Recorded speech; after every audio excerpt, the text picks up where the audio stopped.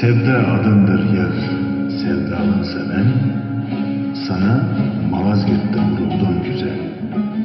Deli taylar gibi koşup peşinden, Söğüt yatağında duruldum güzel. Fatih'le denize sürdüm atımı, tersine çevirdim kötü bahtımı. Edirne'den söküp payitahtımı, Konstantin üstüne kuruldum güzel.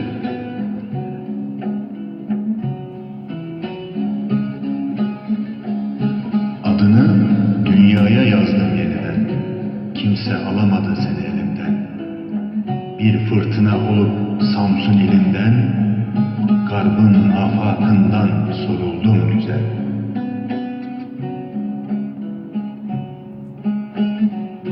Öyle bir sevda ki adı konulmaz, dünya tabip gelse iflah bulunmaz. Hilalin, yıldızın şavkı sorulmaz, cepheden cepheye koşturdum güzel.